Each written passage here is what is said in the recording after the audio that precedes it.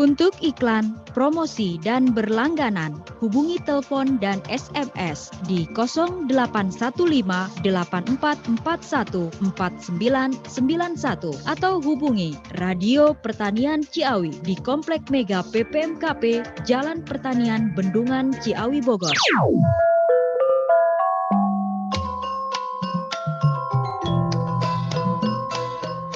Ayo orang kacikini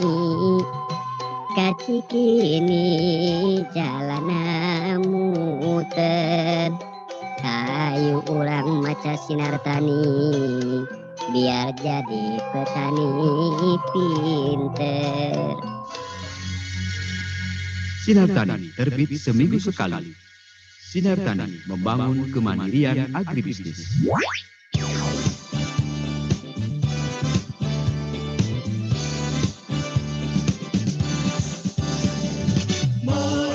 Marilah kita semua menanam padi di sawah kita.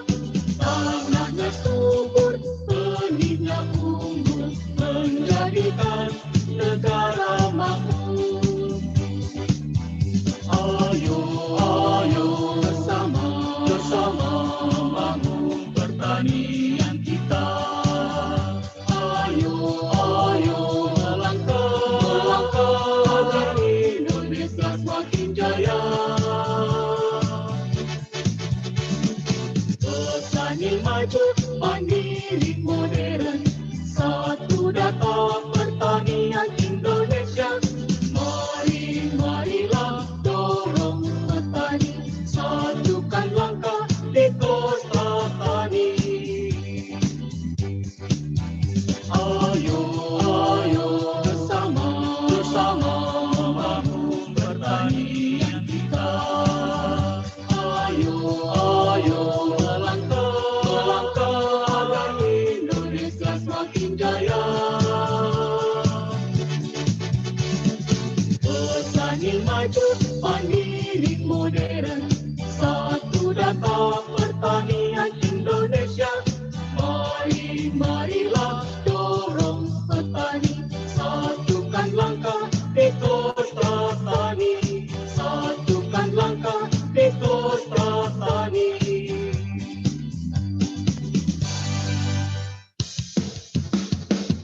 Ingat pesan ibu, pakai maskermu, cuci tangan pakai sabun, jangan sampai tertular. Ingat selalu pesan ibu, jaga jarakmu, hindari kerumunan, jaga keluargamu.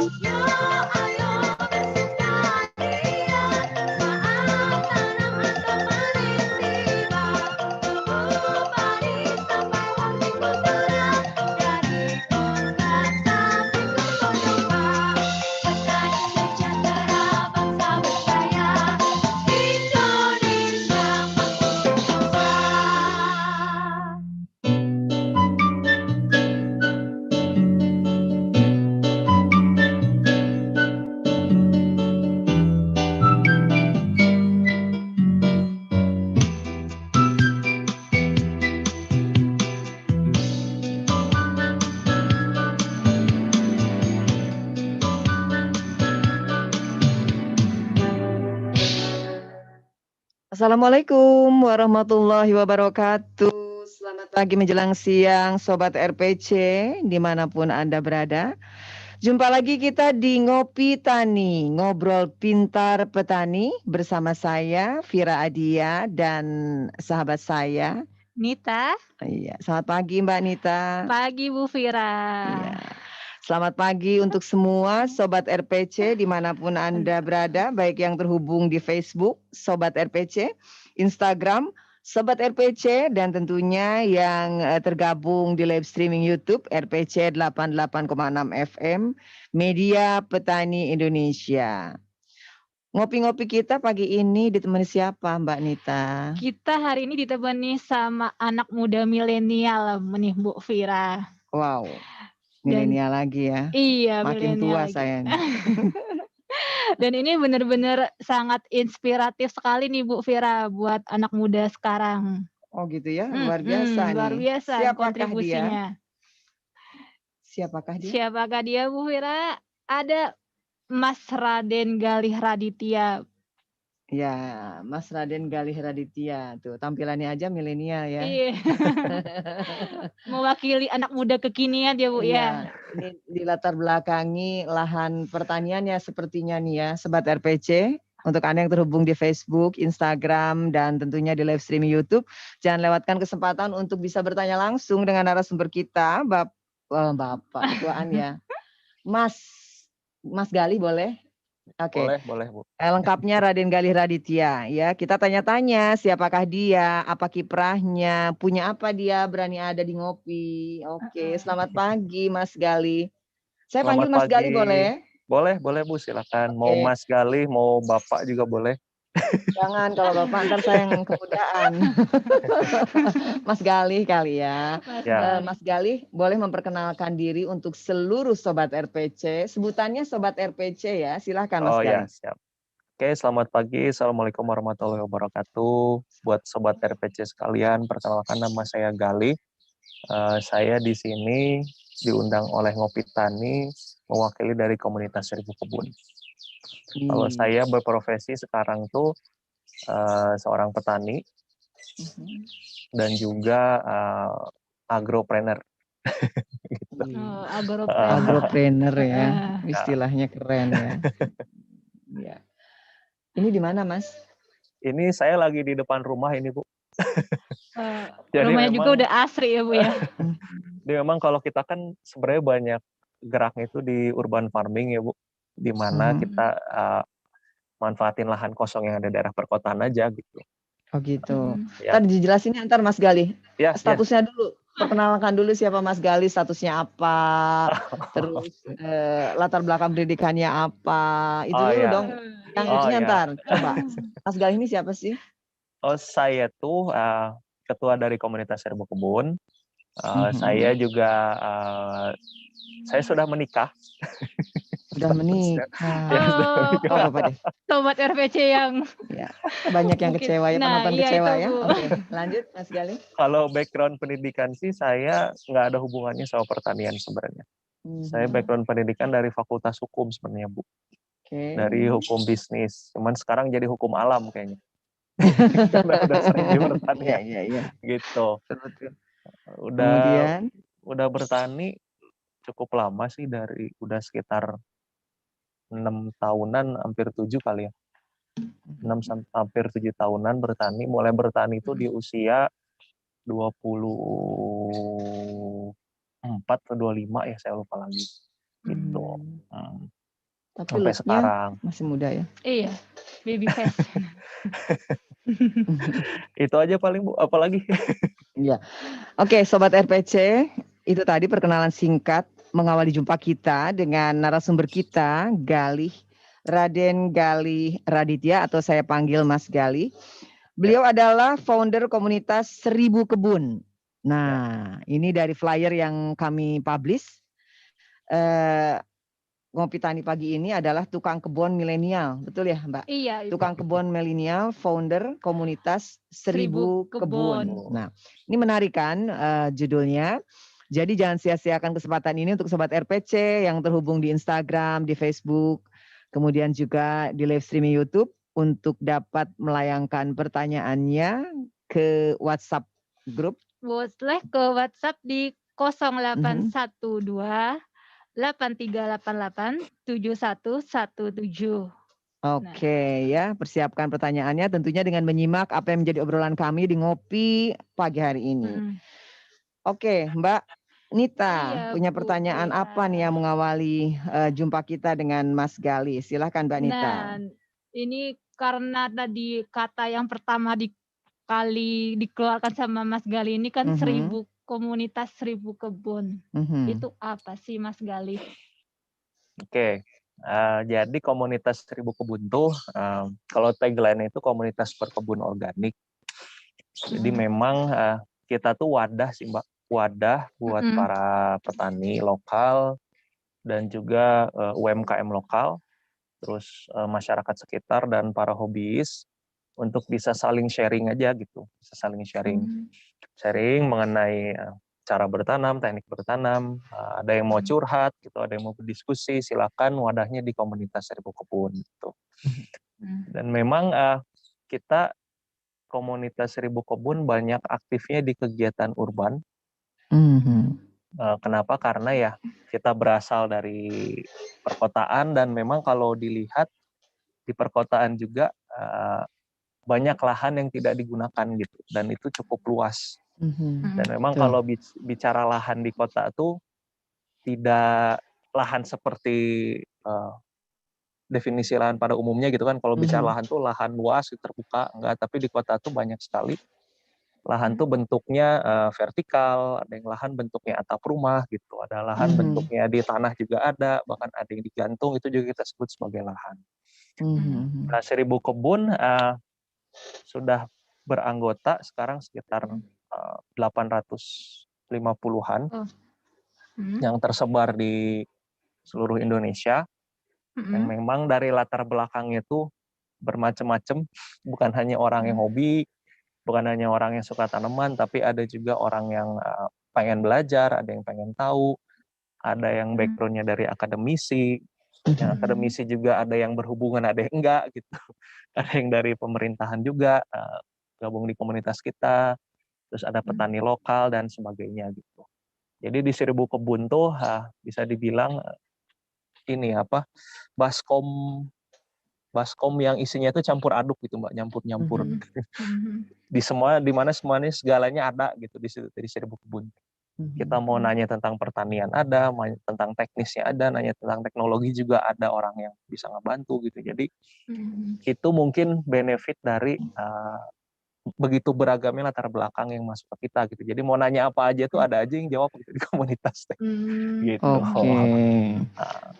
Mas Gali ada di mana posisi ini? Sekarang kita atau bukan sekretariat. Ya, katakanlah sekretariatnya. Ada di mana tuh? Kalau 1000 kebun sendiri kita sekretariatnya macam-macam, banyak sih Mbak. Sekretariat. Jadi emang kita nggak punya sekretariat yang secara official. Biasanya sih jadi tempat ngumpul tuh di warung 1000 kebun di Jalan Boling nomor 26. Jadi kita selain komunitas kita juga ada warung sebagai marketplace buat menjual produk-produk dari petani organik skala kecil dan juga UMKM lokal yang ada di komunitas 1000 kebun. Di mana tadi Mas? Itu di Jalan Boling nomor 26. Di Arcamanik. Di Arcamanik. Bandung ya? Bandung, di kota Bandung. Atau orang Bandung ya? Ya Pak, apa Pak? Orang ya, Bandung? saya orang Bandung. Ya, betul. Sama dong sama saya. Oh iya. Ketemu. Main Mbak. Dari bahasa Sunda. Insya Allah Arcamanik. Gitu. Jadi di situ sekretariatnya sekaligus marketplace ya. Dan juga tempat rame-rame. Tapi kadang-kadang juga tergantung situasi gitu. Kalau memang misalnya di warung tidak memungkinkan untuk ngumpul, karena kan suka banyak pengunjung gitu. Kita cari tempat di anggota komunitas aja gitu. Jadi fleksibel sih kalau sekre. Oke. Pindah-pindah ya. Ini Mas Gali, referensi yang saya dapatkan bahwa Mas Gali itu adalah founder dari komunitas 1000 kebun. Ya. Kemudian juga founder Warung Sehat 1000 kebun. Ya. Dan penulis buku Mari Bertani Organik. Ya. Ya. Ini kan referensi yang baik sekali. Ya, dan banyak hal yang ingin kami gali dari referensi yang kami dapatkan. Nah, yang pertama tadi sudah kita singgung tentang komunitas 1000 kebun. Nah, supaya lebih rinci nih Mas Gali, bisa disampaikan apa yang melatar belakangi, kemudian juga sampai kepada visinya ya, sampai membuat 1000 kebun. Sok mangga Mas Gali. Baik, Badai Pak. bahasa Sunda, badai bahasa Indonesia, Bahasa Indonesia saja. aja, Mbak. Sunda saya nggak ngerti, Ibu. Ibu saya doang yang ngerti ya. Oke, jadi saya sebenarnya founder dari komunitas dan warung tuh banyak. Saya salah satunya. Jadi yang melatar belakangi kita membuat si komunitas tuh sebenarnya dari kepedulian yang sama gitu. Jadi emang dulu tuh kita tuh nggak tahu bahwa di Arca Manik tuh ternyata banyak orang yang suka bertanam. Gitu. Jadi ketemunya tuh hanya personal gitu. Kadang ketemu di jalan, kadang ketemu di swalayan, di pasar gitu. Nggak kepikiran kita bikin komunitas sebenarnya. Dan kita nggak tahu akhirnya mereka tuh pemikirannya seperti apa sih karena terpisah-pisah. Nah, akhirnya kita cari teman-teman yang jaraknya dekat di area Arca Manik, yang tetangga-tetangga sebelah. Nah, kita ngumpul, nah di situ kita ngobrol sebenarnya. Kita tadinya cuma ngobrol asik aja gitu, kayak cuman pengen diskusi, pengen ngobrol tentang satu topik gitu. Nah, kita ngobrol, memang banyak kita punya kesamaan kepedulian, punya kesamaan concern yang sama gitu di situ. Yaitu kita pengen tahu sebenarnya makanan kita tuh asalnya dari mana sih gitu. Siapa yang nanam makanan kita, terus diapain aja sih di kebunnya gitu. Terus udah dari kebun terus kemana lagi dan sampai ke kita. Kadang kita dapat makanan tuh udah di piring gitu kan. Udah di piring atau udah di pasar gitu. Kita nggak tahu ini dari mana makanannya, siapa yang nanam dan sebagainya. Nah dari situ karena kita punya concern sama mengenai itu, akhirnya kita coba cari-cari gitu, coba ngobrol-ngobrol. Kita bikin komunitas, daripada kita nyari satu-satu ini makanan dari mana, kita bikin komunitas, kita undang aja orang yang banyak, siapa tahu nanti ada memang orang-orang yang terlibat di situ gitu, yang berperan sebagai yang bikin makanan kita. Akhirnya kita bikin komunitas, terus kita undang banyak orang, akhirnya yang masuk tuh macam-macam, termasuk ada petani dan juga ada para UMKM lokal di situ. Nah di situ kita mulai nanya, sebenarnya dari mana sih sayuran kita tuh diapain sih di kebun teh? Dan kepada para petani kita nanya, sayuran kalian tuh biasanya disalurkannya kemana gitu? Ternyata banyak sekali sayuran itu yang disalurinnya ke Bandung salah satunya. Dan memang banyak disalurinnya ke kota-kota besar, terutama di Pulau Jawa gitu. Nah, kita nanya ke mereka, karena kita udah kenal, terus mereka curhat akhirnya, Kang, sebenarnya kita sebagai petani itu banyak kesulitannya juga gitu. Selain dari teknis, tapi juga dari distribusinya, bahkan dari segi harga pun kita suka dapat harga yang tidak fair gitu, tidak fair. Kayak kita nanam sayuran A sekian lama, tapi begitu dipanen harganya jatuh, turun. Akhirnya banyak yang mengeluh seperti itu. Dan juga para UMKM lokal yang ada di kita tuh, Kang, kita tuh punya produk tapi susah nih ngejualnya gitu, harus gimana? Saya tuh udah repot, udah capek memproduksi, karena UMKM biasanya mereka yang punya, mereka juga yang bikin gitu. Jadi mereka udah capek bikin produknya, untuk ngejual teh udah nggak ada energi lagi gitu, susah. Nah akhirnya dari situ, dari curhatan-curhatan itu, akhirnya kita ketemu, wah kayaknya dengan kita mengetahui asal makanan kita dari mana tuh, kita jadi ini bisa. Ada yang mau ngaruk tanah di sungai, terus ada mobil masuk ke dalam kalinya. Terus kata ibu, nih Asin nih seru nih, kamu harus lihat. Nah gitu, jadi dengan kita mengetahui asal makanan kita dari mana, kita jadi tahu apa yang dihadapi oleh masing-masing pemangku kepentingan di rantai tersebut gitu. Petani itu seperti apa yang dihadapi, UMKM seperti apa, distributor seperti apa, sampai si para penjual itu seperti apa. Nah dari situ kita mulai mikirin satu solusi, gimana caranya biar para pemangku kepentingan di rantai ini tuh bisa saling mensejahterakan gitu, tidak ada yang dikecewakan atau tidak ada yang termarginalkan gitu dari si rantai ini tuh. Akhirnya kita bikin satu inisiatif, ya udah kita bikin warung 1000 kebun aja dari situ teh gitu. Nah baru kita setelah founding komunitas kita bikin warung 1000 kebun yang tujuannya memang untuk sebagai marketplace, ruang jual untuk tadi yang punya prinsip-prinsip fair trade, punya prinsip-prinsip transparansi, di mana yang beli bisa tahu produsennya siapa, terus dengan harga berapa gitu kan, terus perlakuannya seperti apa sampai ke tangan konsumen. Ya, kurang lebih kayak gitu sih. Visi dari komunitas, misi komunitas 1000 kebun. Gitu. Luar biasa ya. Sangat luhur cita-cita yang melatar belakangi berdirinya 1000 kebun, komunitas 1000 kebun, dan warung 1000 kebun. Jadi dari hulu sampai hilirnya nih ya disiapkan. Ini ngomong-ngomong kan narasumber kita sebelum-sebelumnya selalu dari Jawa Tengah, kalau nggak Jawa Timur ya, dengan latar belakang suku Jawa ya. Ini kan dari Sunda. Saya boleh ganti ya panggilannya Kang aja ya. Boleh, Kalau Mas mah atau kemarin ya, yang kemarin. Kalau ini panggilannya Kang ya Mbak Nita. Oh iya boleh. Jadi panggilnya Kang Galih. Kang ya. Galih. Berarti saya manggilnya Teh aja ya, Teh ya. Mangga. Oh, mangga. Mangga. Teh Nita, Teh Vira. Ya. Di situ ada Kang Wari. Oke. Mas Galih, Mbak Nita mau nanya dulu? Bu Vira dulu aja. Oke, mangga. Kang Galih, kalau lihat dari latar belakangnya, Kang Galih kan jauh-jauh dari pertanian ya. Kalau tadi jadinya hukum alam. Iya kan? Ya. Latar belakang keluarga, orang tua, apakah petani juga kah? Jadi kalau latar belakang sih sebenarnya kakek saya itu dari pertanian sebenarnya kakek saya. Dulu tuh rektor UNWIM, Universitas Winaya Mukti di Bandung. Winaya Mukti. Nah, kakek jadi emang senang berkebun, bertanam pun ditularin dari kakek sebenarnya. Gitu. Oh, gitu. Dari kakek dulu sempat sering ngobrol banyak sama kakek, terus sering ngelihat di kebun seperti apa gitu kan. Terus sering diajarin teknik-teknik berkebun juga sama kakek gitu. Tapi memang dari generasi itu tuh yang memang jadi petani itu cuman saya doang sebenarnya. Yang lainnya nggak ada yang interest ke pertanian gitu. Bahkan alhamdulillah ya. Iya, generasi orang tua saya juga ada lah om saya yang jadi yang di pertanian juga satu. Mana bapak saya juga bukan petani, ibu saya bukan petani juga.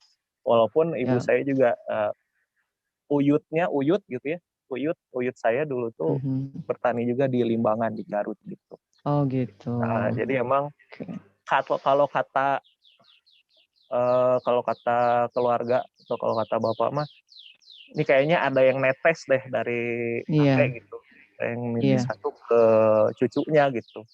Soalnya cuma saya doang gitu. Tadi yang lain apa-apa. Gitu. Satu tetapi cemerlang. Iya. Daripada banyak redup ya. Ya nggak apa-apa. Menularkan cemerlangnya ke yang lain. Gitu. Ya. Kalau netes itu pasti ke bawah ya, Mas Galih. Ya, nah, betul. Inilah penerusnya ternyata ada. Ya. Baik. Tadi latar belakangnya fakultas hukum, kemudian karena ada ketertarikan di dunia pertanian, sekarang pure betul-betul menangani masalah ini ya Mas Galih? Ya betul, jadi sekarang memang saya juga berprofesi sebagai petani, saya juga ya hidup dari dunia pertanian sekarang tuh, baik di lahan urban ataupun lahan pedesaan, lahan rural gitu. Iya. Sudah langsung beralih profesi. Beralih profesi. Ya. Dan menurut menurut Kang Galih, ini bisa dijadikan pilihan juga ya saat ini ya bidang ini. Sangat menjanjikan. Sebenarnya sangat menjanjikan. Memang bertani itu selama manusia butuh makanan, pasti kan harus ada yang produksi makanan. Yang dimana yang memproduksi makanan itu adalah petani itu sendiri gitu. Cuman memang yang kita coba dengungkan ke masyarakat adalah ya walaupun misalnya semua orang tuh butuh makanan, tapi ironinya tuh banyak petani itu yang kurang sejahtera gitu kan. Betul. Padahal ya nggak ada orang yang butuh makanan, semuanya butuh makanan, dan tapi petani sendiri yang memproduksinya tuh kenapa kurang sejahtera. Itu cerita lama ya. Iya, cerita lama. Nah itu sebenarnya yang jadi pikiran saya gitu sebelum saya sempat ya sebelum saya mau terjun ke dunia pertanian gitu kan, jadi pertanyaan besar juga dulu tuh kayak, masa iya sih gitu. Jadi pengen tahu sebenarnya kenapa kok bisa kurang sejahtera gitu sih para petani itu. Ini setelah saya involve turun ke pertanian, menyelam di pertanian itu memang sebenarnya apa ya, simpel sih, kayak gini, solusinya itu kayak yang simpel, tapi tapi kenapa sedikit orang yang bisa tapi kenapa belum ada orang yang bisa ngasih solusi itu gitu. Walaupun simpel solusinya, berarti kalau seperti itu ada yang salah dengan sistemnya gitu. Iya. Ada yang salah dengan sistem yang ada di sistem di pertanian itu sendiri gitu. Nah, itu saya memang menemukan itu kalau di stakeholder di pertanian itu kan ada produsen gitu kan. Ada distributor, terus ada konsumen gitu. Terus nanti ada pengolah limbahnya gitu, terus muter lagi dari sana. Nah, apakah ada yang salah dengan sistem ini gitu? Nah, setelah saya gali lebih dalam, memang ternyata masing-masing si pemangku kepentingan itu nggak nyambung satu dengan yang lainnya gitu. Kayak konsumen nggak tahu makanan mereka dari mana gitu. Kalau distributor juga nggak tahu kadang-kadang si petani itu seperti apa strugglingnya gitu kan. Dan bahkan si petani pun nggak tahu sayuran mereka tuh dijual kemana gitu, marketnya itu kemana. Dan dari segi harga pun mereka hanya dapat informasi yang sebenarnya nggak pasti gitu. Siapa yang ngasih harga ini teh gitu. Dan akhirnya kadang dasarnya kenapa harganya segitu tuh kayak kurang jelas aja, kurang transparan. Akhirnya ya karena petani banyak yang di kebun, mereka nggak tahu marketnya, terus nggak tahu harga, akhirnya ya mereka hanya nerima apa yang dikasih tahu ke mereka gitu.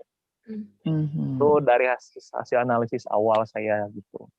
Tapi setelah saya coba gali lagi, oh ternyata ada juga masalah dari segi si apa ya, knowledge SDM-nya itu sendiri gitu. Karena banyak petani itu simpelnya tuh gini, banyak petani itu kayak mereka pada saat tanam tuh kadang nggak ngitung capeknya mereka juga gitu. Kayak gaji diri mereka sendiri itu nggak dihitung. Jadi pada saat mereka jual, kayak yang dapatnya untung, padahal kalau dihitung dari capeknya mereka tuh kayak ternyata tenaganya nggak terhitung tenaganya nggak terhitung gitu. Gaji diri sendiri itu nggak dihitung. Jadi banyak hal-hal seperti itu yang memang masih jadi tantangan buat petani kita yang ada sekarang gitu. Nah, akhirnya saya coba mikir ini tuh solusinya gimana gitu kan. Akhirnya memang yang saya lakukan adalah saya mulai mengedukasi diri sendiri gitu ya. Kalau bertani kayaknya nggak cukup kita hanya tahu teknik gitu.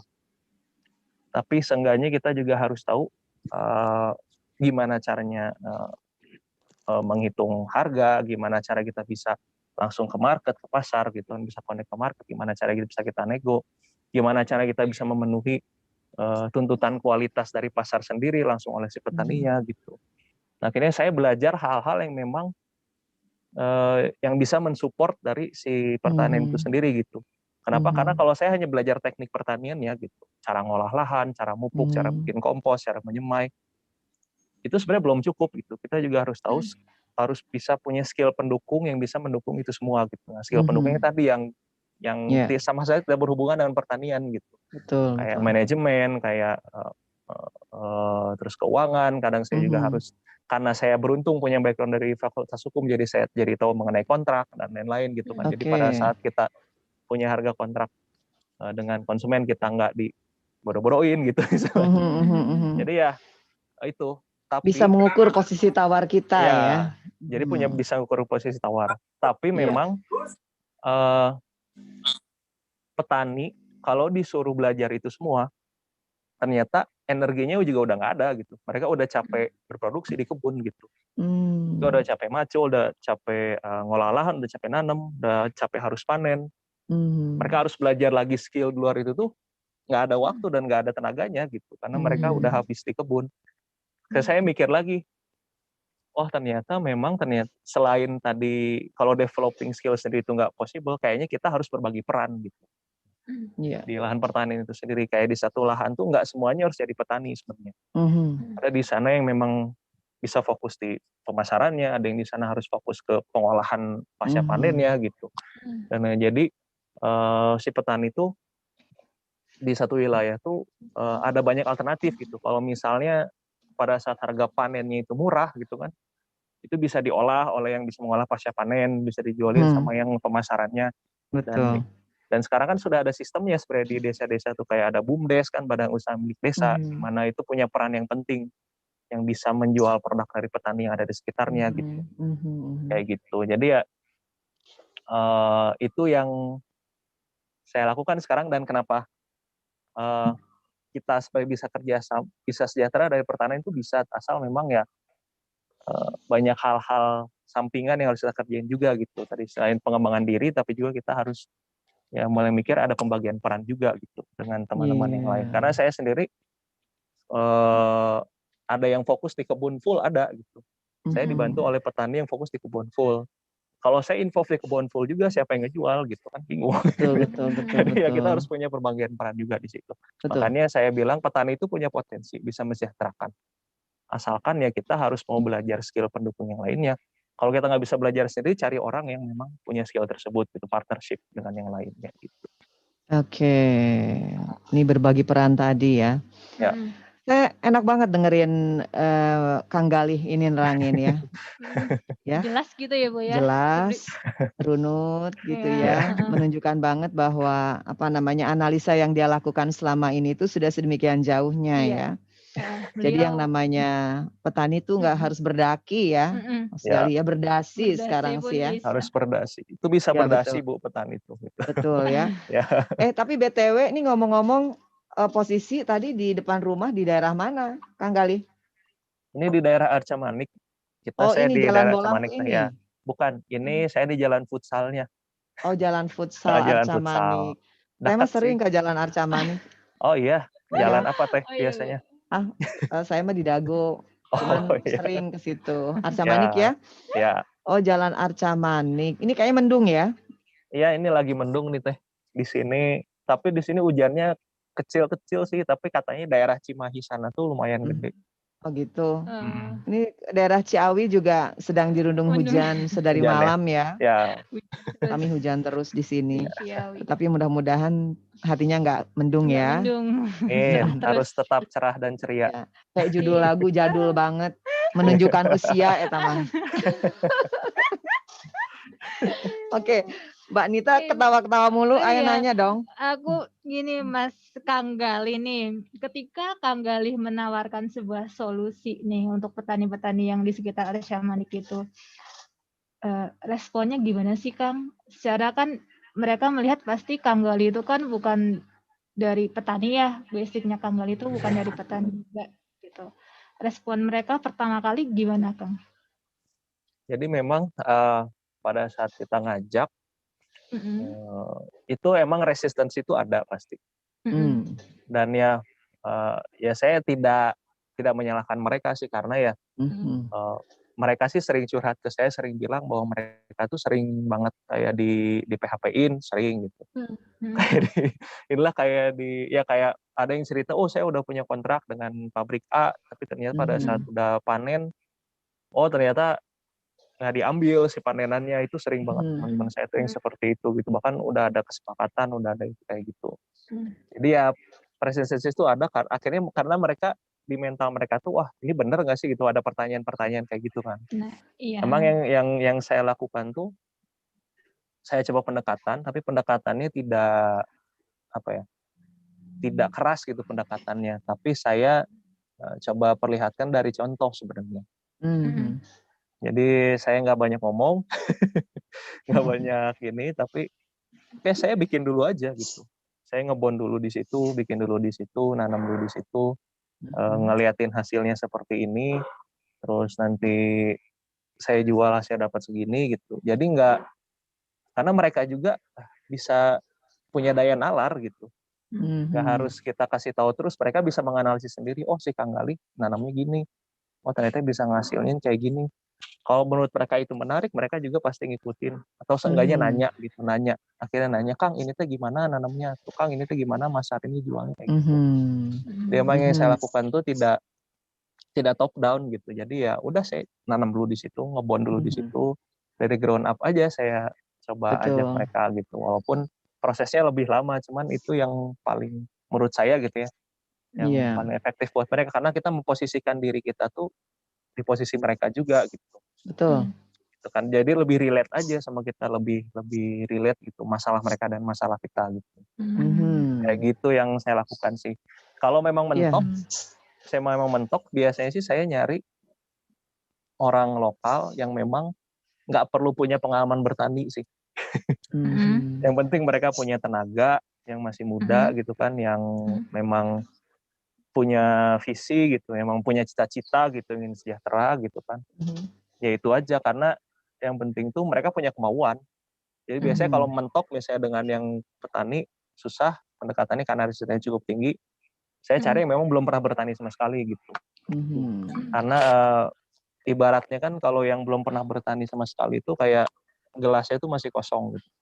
Ya kan? Jadi kalau diisi itu nggak akan tumpah gitu. Beda kalau kita ngisi air ke gelas yang udah penuh gitu kan. Pas kita isi itu pasti bisa melebar keluar. Nah kalau orang yang belum pernah bertani itu ya mereka gelasnya masih kosong, kita isi gitu, sedikit-dikit.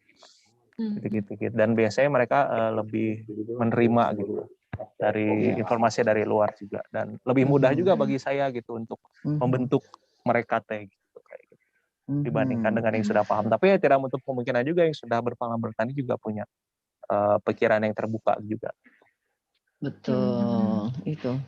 Jadi dipraktekkan dulu gitu ya.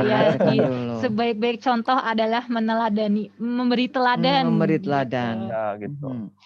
Itu range usia teman-teman yang mau bergabung itu beragam kan? Sebenarnya kalau di Seribu Kebun tuh nggak ada batasan-batasan sih. Gitu. Semua orang bisa bergabung, background-nya bisa macam-macam, punya pemahaman politik yang beda juga bisa macam gabung gitu. Kita nggak ngelihat itu, yang penting pada saat di grup itu kita hanya ngomongin tentang pertanian, tentang pangan, dan tentang hidup sehat gitu. Oke. Jadi kenapa ini saya tanyakan? Karena saya itu sangat tertarik dengan penambahan atau minat dari generasi muda, generasi milenial terhadap dunia pertanian. Nah, kalau dilihat dari komunitas Seribu Kebun, gimana tuh jumlah dari para milenial? Jadi memang yang join ke komunitas tuh cukup banyak ya. Bahkan ada di satu grup itu yang bisa dikatakan sebagian besar tuh generasi milenial lah yang isi ke situ, yang ada di situ. Dan memang mereka tuh berbeda karakter sekali gitu dengan yang generasi yang lebih senior gitu kan, berbeda karakter. Dan memang cara kita men-treatnya pun harus berbeda. Kalau ke yang milenial kita harus lebih trendy gitu kan, yang harus lebih mungkin sesuai dengan tren yang lagi happening sekarang gitu. Memang si pengemasannya juga berbeda dibandingkan dengan generasi yang lebih senior gitu. Dan memang dengan kita membatasi, ini sih curhatan dari anggota yang lainnya. Banyak yang masuk komunitas dia sering cerita kenapa saya masuk gitu. Itu tuh karena justru mereka senang dengan konsep kita yang tidak eksklusif gitu. Karena tidak jarang banyak juga grup-grup atau komunitas yang memang terlalu eksklusif, artinya untuk orang-orang yang paham ini aja, untuk orang-orang ini aja, orang-orang itu aja gitu. Jadi pada saat mereka masuk tuh di komunitas tidak merasa dijudge, dan memang karakter teman-teman milenial, teman-teman anak-anak muda tuh paling nggak suka dijudge, paling nggak suka dihakimi gitu. Wah kamu tuh nggak bisa gitu, paling nggak bisa. Jadi kita dengan kita terbuka seperti itu tuh, menurut mereka itu jadi benefit mereka juga, karena mereka mencari wadah untuk berekspresi gitu, berekspresi secara bebas tanpa ada judgement, tanpa ada penghakiman dari orang lain. Tapi tentu tetap kita batasi. Jadi walaupun di grup itu bebas, tapi ada prinsip dan ada aturan yang harus diikuti gitu oleh teman-teman yang masuk ke grup. Jadi ada kesepakatan bersama dulu sebelum mereka masuk ke situ. Mengenai topik pembicaraan, nggak boleh sara, nggak boleh ngomongin politik, nggak boleh ngomongin macam-macam. Pokoknya di sini fokus ngomongin tentang tanaman, ngomongin tentang pertanian, ngomongin tentang pangan gitu. Dan itu yang sebenarnya jadi daya tarik paling besar sih buat teman-teman gabung, terutama anak-anak, teman-teman yang milenial, yang muda-muda gitu, karena mereka merasa nyaman di grup itu tuh. Karena mereka sering curhat, oh Kang, di grup sebelah mah katanya ngomonginnya apa, ngebahasnya jadi apa gitu. Di grup segini mah ada yang grup belanja, harusnya ngomongin belanja, tapi bahasnya mengenai macam-macam yang lain. Gitu. Itu banyak yang nggak nyaman. Tapi di komunitas mereka merasa nyaman karena ya terfokus gitu. Si topik diskusinya itu ya tentang berkebun aja, tentang pangan aja, tentang hidup sehat aja gitu di situ. Kayak gitu. Oke. Ngomong-ngomong visinya apa ya, Mas Galih, untuk seribu kebun ini? Kalau visinya, kalau yang versi present PPT-nya, ya inilah intinya visi kita tuh ingin meningkatkan kualitas hidup sebenarnya, meningkatkan kualitas hidup masyarakat melalui gerakan gaya hidup sehat dan pangan sehat gitu. Jadi kita selain kita dengungkan di Seribu Kebun sebenarnya gaya hidup sehat, di mana salah satu unsur dari gaya hidup sehat adalah dengan mengkonsumsi pangan yang sehat. Nah, memang si sehat ini kita definisikan lagi, sehat itu maksudnya apa sih gitu. Sehat di sini bukan hanya sehat untuk kita aja, untuk kita makan, tapi juga sehat buat lingkungan sekitar juga, artinya healthy buat orang yang memproduksinya gitu, sehat buat orang yang mendistribusikannya, sehat buat orang yang jualnya, sehat buat orang yang makannya juga. Nah, sehat di sini juga biasanya kita lingkup dari sehat ini tuh ada 3 poin. Jadi harus sehat secara lingkungan, sehat secara sosial, si makanannya harus sehat secara ekonomi juga gitu.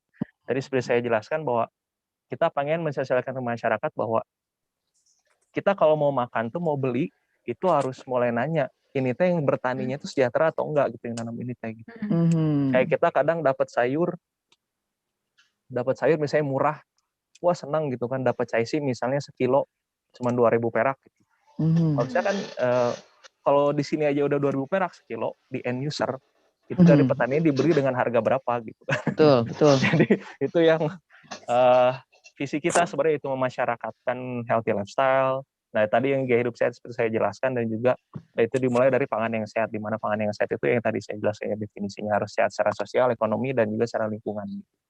Buat siapa? Buat orang yang nanam, buat orang yang mendistribusikan, semua stakeholder di rantai itu semuanya harus sehat secara ekonomi, secara sosial, dan juga secara lingkungan. Gitu. Oke. Ya, jadi jangan karena kalau emak-emak itu ya, kalau nawar sayur dapat sayur murah, jangan main seneng dulu. Iya, lihat petaninya gimana. Kalau saya bisa beri caisim 2.000 rupiah 1 ikat, kebayang nggak petani nunggu berbulan-bulan untuk itu, supaya berhari-hari untuk itu bisa dipanen dengan biaya produksi berapa. Sementara kita tinggal comot, taruh di meja makan kenyang ya. Jadi gemuk sendiri ya. Harus sudah mulai begitu cara berpikirnya ya, luar biasa nih ya Kang Galih. Kita coba sebarkan ke masyarakat seperti betul itu. Kang Galih. Dan ini ada respon yang sangat baik Kang Galih dari teman kita terhubung via chat dengan Mbak Maria Madiawati. Dia mengungkapkan respon yang positif karena senang katanya ada komunikasi seperti ini, sehingga bisa menambah wawasan, berbagi informasi, dan ke depan dia inginnya, ini mungkin dengan produser nih jurusannya, flyernya lebih lama supaya dia bisa ajak beberapa teman untuk bisa mengikuti ngobrol-ngobrol kita, bisa menginspirasi ya teman-teman sesama petani di wilayah lainnya. Terima kasih ya Mbak Maria Madiawati untuk supportnya. Kang Galih, apa ya? Saya dari tadi kalau ngedengerin Kang Galih kayak lagi dikuliahin. Oh iya, benar juga ya. Ya, dan memang ngopi tani ini selalu menghadirkan narasumber yang insya Allah sih ya, Mbak Nita ya, inginnya bisa memberikan inspirasi buat milenial lainnya ya. Iya. Dengan obrolan yang kita lakukan pagi ini, dan baru dari belum separuh perjalanan obrolan kita nih. Masih awal-awal ini sudah banyak hal baik yang bisa kita bagikan untuk semua pendengar. Lihat dari support yang disampaikan Mbak Maria tadi. Ini dari Jawa nih kayaknya, Mbak Maria ya. Dari Jawa ya, Mas Fahri ya. Teman-temannya di Jawa.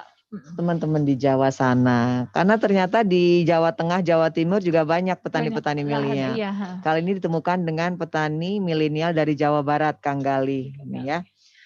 Oke, Kang Galih, volunteer yang ada di komunitas Seribu Kebun, kalau dibilang jumlah, berapa ya kira-kira? Berapa ya? Random sih Mbak. Jadi kalau volunteer kan memang sukarela ya, artinya datang dan pergi ya. Ya, pada saat mereka suka dan rela ya datang, kalau tidak suka dan rela ya nggak datang. Oh iya benar. Datang dan pergi Sukarela. aja Namanya gitu. sukarela. Jadi ya Datang kalau lagi suka datang, kalau nggak lagi suka, rela ya datang. udah. Ya. Tapi kita punya grup sendiri sih untuk teman-teman sukarela, teman-teman volunteer yang memang pengen ngebantu kita gitu kan untuk menjalankan visi misi kita dan juga program kita juga gitu.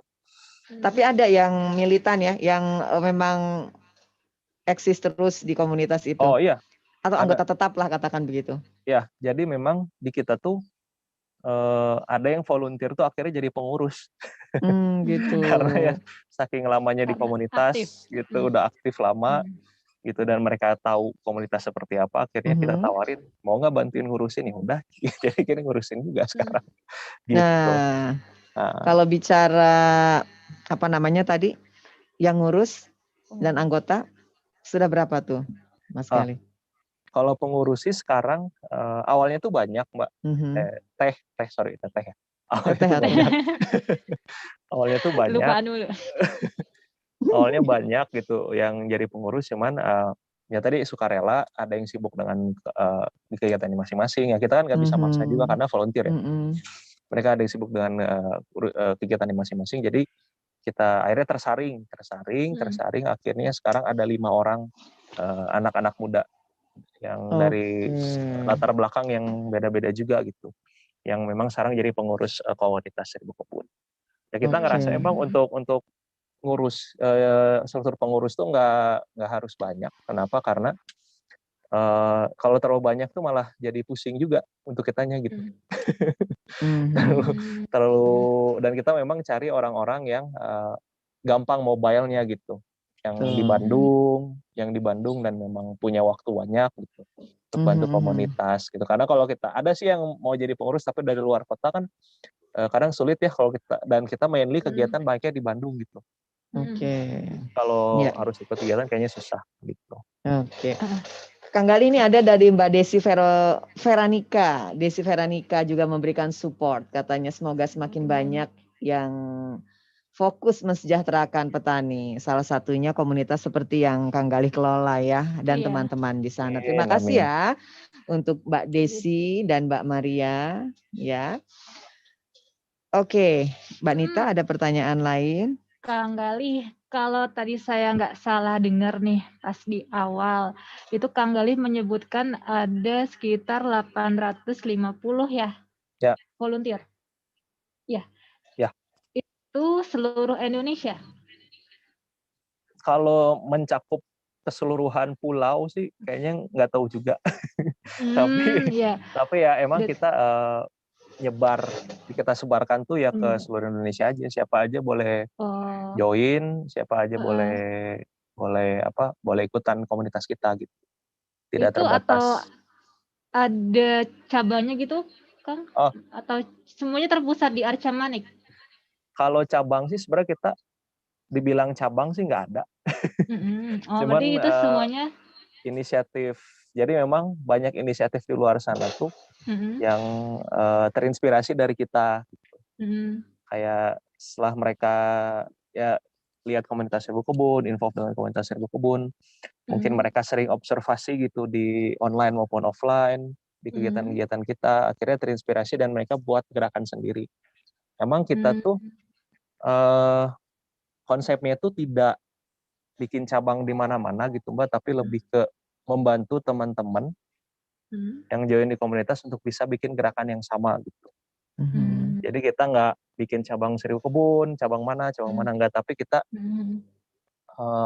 ngedorong mereka, sok kalian perlu dibantu apa untuk bikin satu gerakan gitu.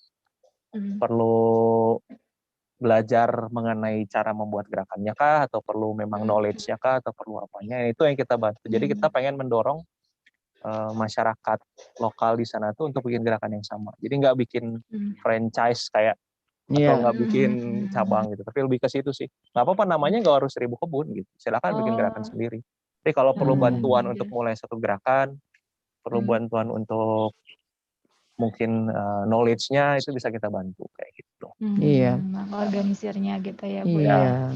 Jadi orang-orang milenial, kaum milenial yang ada di beberapa daerah masih bisa melakukan hal yang sama dengan apa yang dilakukan dengan Kang Galih ini. Nggak penting lah ya berapa Iya, banyak anggota dan volunteernya. Yang Ya. penting pengaruh positifnya kontribusinya ya. untuk Setelah terinspirasi dengan 1000 kebun, muncul kebun di mana-mana dengan petani-petani milenialnya. Itulah yang penting ya. Iya, oke. Ya untuk Sobat RPC, baik yang terhubung di Facebook, di Instagram, juga di live streaming YouTube. Bila ingin bertanya, selain bertelepon langsung, juga bisa melontarkan pertanyaannya via live chat. Ya, nanti kami akan sampaikan pertanyaannya. Kang Galih, boleh break dulu ya? Ya. Kita break dulu ya. Kang Galih Saya juga kayaknya harus pindah tempat nih Mbak. Cari yang ada casannya. Oh iya, mangga Kang Galih. Kita break beberapa saat, Sobat RPC jangan kemana-mana, kami akan kembali stay tune di 88,6 FM RPC Media Petani Indonesia.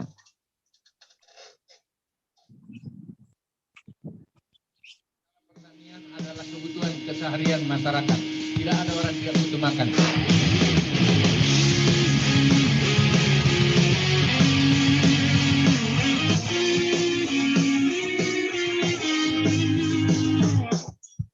Jangan pernah engkau putus asa, karena aku ada di sini. Pastikan kita selalu bersama, bersama pasti kita bisa. Obatkanlah semangatmu, hati ini akan kuberikan untuk Indonesia. Obatkan semangatmu untuk Indonesia. Obatkanlah jiwamu selalu.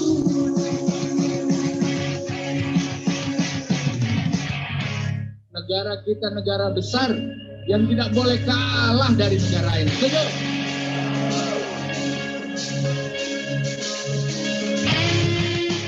Mentan menjamin ketersediaan pangan selama pandemi COVID-19 hingga lebaran nanti. Menteri Pertanian Syahrul Yassin Limpo melakukan kunjungan ke sejumlah perusahaan penyedia bahan makanan. Pemerintah melalui Kementerian Pertanian memastikan stok pangan aman selama bulan Ramadan hingga Hari Raya Idul Fitri. Menteri Pertanian Syahrul Yassin Limpo menyatakan Kementerian Pertanian mengupayakan kemudahan distribusi pangan melalui pasar mitra tani. Hadirkan perilaku kita untuk mengabdi pada rakyat. Untuk Indonesia, kobarkan semangatmu. Untuk Indonesia, korbankanlah jiwamu. Untuk Indonesia, korbankan semangatmu. Untuk Indonesia, korbankanlah jiwamu selalu.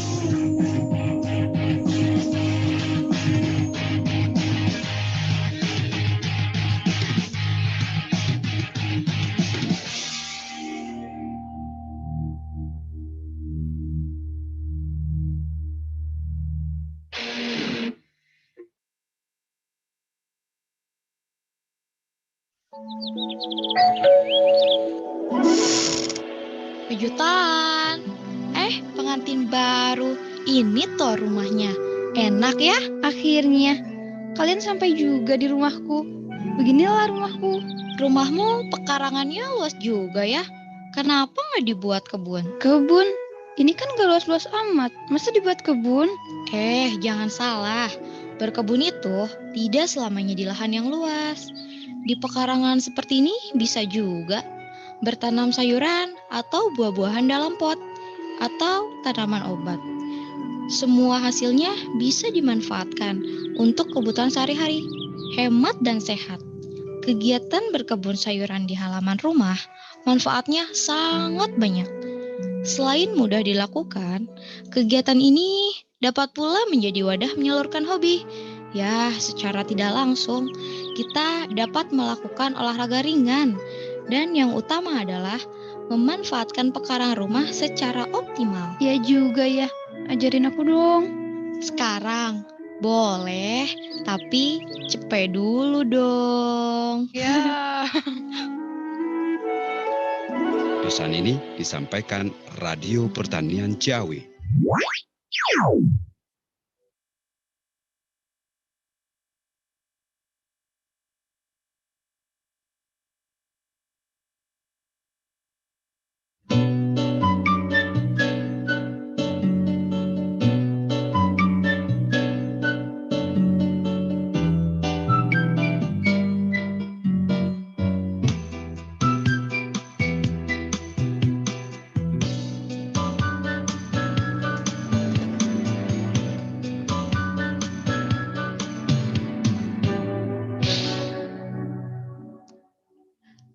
.6 FM Radio Pertanian Ciawi, medianya Petani Indonesia. Masih bersama dengan saya, Nita, dan rekan saya, Ibu Vira. Jangan ibu dong, tua banget. Teh Vira. Oh, Teh Vira, ya. Di sebelah ada Kang Galih. Oh iya, lupa saya. Ya, Kang Galih. Teh Ya. Vira, dan masih ditemani juga dengan Kang Galih, petani milenial. Iya, di kebun apa? Tukang kebun milenial. Tukang kebun milenial. Inspiratif sekali ya, Bu ya. Yuk, Teh. Iya. Aduh, saya seneng banget nih ketemu sama orang Bandung, sono jadi pengen pulang ke Bandung. Jadi kangen. Hayang wih ke Bandung. Ya, mudah-mudahan dalam waktu dekat. Macet pisan ke Bandung itu sekarang ya, ya Allah. Ya, Teh. Apalagi malah weekend. ngalahin Bogor. Bogor macet. Bandung macet. Sama Jakarta macet. Aduh, di mana-mana kayaknya kemacetan tidak bisa dihindari. Jadi dengan berkebun itu merupakan solusi untuk mengurangi polusi.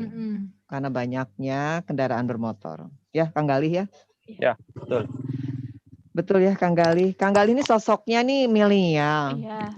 Kulitnya sawo mateng. Laki banget ya. Iya. Ya kan? Gue berkebun banget nih. Karena nih, jangan salah loh.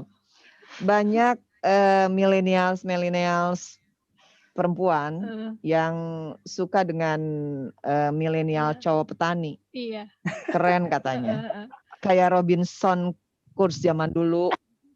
Siapa tuh yang suka baca cerita itu, nggak tahu ya cerita itu. Itu zaman saya, berarti saya jadul banget. Oke, Mbak Nita mau nanya apa? Iya nih Kang Gali. Tadi kan Kang Gali bilang volunteer ini banyak ya. Manajemennya gimana sih Kang Gali? Manajemen untuk si volunteer ini? Jadi memang kalau volunteer itu yang pertama kita kalau ada activity atau kegiatan biasanya kita suka sosialisasi via media-media yang kita punya. Cuman memang banyaknya itu pakai sosmed sih sebenarnya. Karena kan karakter anak-anak milenial itu kan sangat senang menggunakan teknologi ya, terutama sosial media. Betul sekali. Memang banyaknya menggunakan Instagram kalau sekarang. Jadi biasanya kita kalau ada activity itu kita sosialisasi di Instagram. Dan memang biasanya kita kasih job desk, activity-nya apa aja. Cuman memang aktivitas yang tidak terlalu menyita waktu dalam jangka panjang sih. Jadi yang sifatnya itu memang pada saat itu dan setelah aktiviti itu acara tersebut selesai, aktivitinya selesai. Jadi nggak kita bebankan dengan kewajiban atau satu kegiatan yang memang terus-terusan itu dilakukan oleh mereka. Karena kita biasanya accidental aja. Kayak misal kita sekarang lagi ngebangun CSA, Community Supported Agriculture, kebun komunitas, manfaatin lahan kosong di Arca Mandi. Itu biasanya mereka kita libatkan dalam sehari-hari maintenance lahan misalnya, dan juga dalam kita melakukan kegiatan bertani gitu. Karena kan ya mereka bisa datang kapan aja. Pada saat mereka datang, mereka langsung dapat tugas atau dapat kegiatan yang memang sehari-hari operasional pertanian aja gitu. Kayak mereka bantuin ngolah lahan dan lain. Jadi nggak kita kasih tugas untuk pokoknya harus menyusun program komunitas dalam setahun gitu misalnya. Nah misalnya pokoknya harus ini, enggak. Karena kita menghargai waktu mereka datang ke kegiatan kita tuh ya itu waktu yang bisa mereka spare gitu untuk membantu komunitas gitu kan. Karena ya sistem sukarela kita nggak bisa maksa mereka, kecuali memang untuk orang-orang yang nggak harus memikirkan kehidupan personal lagi gitu. Contohnya kayak kalau anak-anak muda tuh sekarang tuh rata-rata masih banyak yang masih pioneering ya. Banyak yang masih membangun kehidupannya gitu. Jadi memang mereka lebih fokus ke kehidupannya dan punya keluarga pun masih keluarga muda. Di mana masih harus membangun. Jadi sebisa mungkin kita tidak membebani si fokus mereka gitu. Mereka punya spare time kapan ya itu dilakukan aja. Punya waktu luang kapan ya silakan datang gitu. Kalau nggak ada waktu luang pun ya nggak masalah. Ada yang memang hanya membantu bisa via online gitu. Nah, yang membantu via online ya kita tempatkan di kegiatan yang memang sifatnya online. Misalnya dia bisa ngebantu kita nge-manage website, atau dia bisa ngebantu kita pada saat kita bikin pelatihan-pelatihan online gitu kayak gitu. Jadi kita tidak memberikan kewajiban yang sifatnya jangka panjang. Pada saat itu beres ya sudah beres. Hasilnya sampai 3 warna. Gitu. Dan memang cara nge-manage-nya tuh memang volunteer yang datang ke kegiatan komunitas tuh biasanya kita kasih tanda terima kasih juga gitu. Bisa berupa bentuk apa aja, bisa hasil panen, bisa mereka bantuin macul, bantuin mupuk, kita kasih hasil panennya. Atau mereka bisa dapat kelas gratis gitu kan, karena kalau mereka ngebantuin kegiatan pelatihan otomatis mereka hadir juga di situ kan. Mereka dapat free class di situ. Jadi emang untuk manajemen si volunteer sendiri kita tanya juga sih mereka tuh perlu apa dari komunitas. Apa yang mereka harapkan setelah mereka belajar di komunitas tuh pengen dapat apa seperti itu. Nah itu yang berusaha kita fasilitasi. Macam-macam, ada yang pengen dapat experience, ada yang pengen dapat resume gitu, ada yang pengen dapat knowledge dan lain-lain. Jadi dari situ kita usahakan si teman-teman volunteer yang bantu kita tuh dapat benefit itu, dapat yang memang mereka inginkan. Iya, betul sekali. Sesuai kebutuhan. Iya. Sebenarnya menarik ya Bu ya. Jadi volunteer di sana. Iya. Pasti ada yang didapatkan. Betul. Ini Kang Galih ternyata ada juga nih yang ada yang bertanya ke Kang Galih via live chat nih. Ini kayaknya teman lama Kang Galih nih, Elvi Mahyuni. Katanya Kang Galih ganti nomor ya. Nah, kontak lama sudah tidak aktif lagi katanya. Sementara Mbak Elvi ini ingin berkebun di rumah dan minta dibantu secara teknis begitu. Ini Mbak Elvi juga tergabung dengan kita nih saat ini ya. Ya, mungkin nanti bisa di-share nomornya, tidak hanya untuk Mbak Elvi, mungkin untuk semua sobat RPC di akhir nanti. Bisa ini aja Mbak Elvi, bisa DM ke Instagram komunitas. Nah, itu dia ya. Jadi kalau saya sendiri pribadi, saya nggak punya IG. Karena saya orangnya bukan yang sosmed banget. Punya sih, cuman nggak aktif. Jadi kalau ada perlu apa-apa, ke IG komunitas aja gitu. Okay. IG-nya gimana IG-nya? IG-nya @komunitas1000kebun. 1000-nya angka. Oke, ini untuk sobat RPC yang tersambung di Facebook, di Instagram, Sobat RPC, juga live streaming YouTube, bisa menghubungi Kang Galih di IG-nya @1000kebun. Komunitas 1000 kebun. Ya, sebutkan komunitas 1000 kebun. Oke, komunitas 1000 kebun. Oke, Kang Galih, kalau saya sih tadi kan udah nanya ya, apa namanya, latar belakang dan sebagainya. Kayaknya udah jelas gitu ya. Saya sih lebih ingin menyoroti, ini gimana sih, namanya anak muda ya. Iya, Bu. Kang Galihnya sendiri, kemudian teman-teman di satu komunitas. Semangat itu kan kadang-kadang up and down. semangat nih ya. Saya lebih menggarisbawahi itu karena saya selalu berangkat apapun dari semangat. Mau susah, kalau kita semangat pasti selalu ada jalan gitu kan. Itu kayaknya udah semangat itu semacam multivitamin yang gak dijual, tapi harus kita ciptakan sendiri. Nah, ketika Kang Gali dan teman-teman dalam keadaan, aduh, kan pasti ada ya masanya up and down gitu ya. Itu gimana untuk membangun kembali semangatnya? Biasanya kita keluar dari rutinitas sih. Jadi emang kita kan biasa sering berkebun, terus sering bikin program-program kegiatan gitu kan. Jadi biasanya untuk mengembalikan semangat itu tuh kita istirahat dulu dengan bikin kegiatan yang memang di luar apa yang biasa kita lakukan gitu. Contohnya kayak repot berkebun, atau kita mencari experience lain gitu. Kayak ngebon di Arca Manik terus diem gitu kan, atau misalnya bikin kegiatan di Arca Manik terus gitu. Ayo sekali-kali kita main ke tempat orang gitu, main ke tempat anggota komunitas gitu kan, yang punya kebun atau main kemana, dan bahkan kita melakukan kegiatan yang memang di luar itu, kayak kita kadang suka apa tuh, mungkin olahraga bareng gitu, main dari pagi, atau misalnya kita juga suka bikin kegiatan yang kayak workshop tapi memang topiknya bukan perkebun tapi lebih ke aktualisasi diri misalnya, inspiring figure, kita ngundang orang yang bisa menginspirasi gitu, cerita tentang gaya hidupnya mereka gitu. Karena kan healthy lifestyle itu kan bukan hanya food ya, bukan hanya kebun gitu, tapi dari spiritual juga, terus dari mental juga, itu juga harus sehat gitu. Nah itu yang kita coba masukkan ke kegiatan kita juga. Kalau emang lagi bosan nih kegiatan berkebun, udah cari kegiatan yang nggak relate aja. Tapi setelah kegiatan itu beres, semangatnya timbul lagi, ya kita kerjain lagi, fokus lagi ke kegiatan bikin kita. Tapi nggak lama-lama dong ya, kebunnya ditinggal. Iya, karena ya namanya kebun ya harus diuruskan.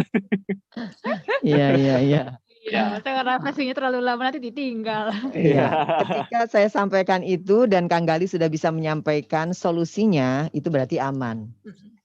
Karena menurut saya, di sini saya umurnya banyakan ya, semangat itu penting Kang Gali, Mbak Nita. Ya, semangat itu sangat penting.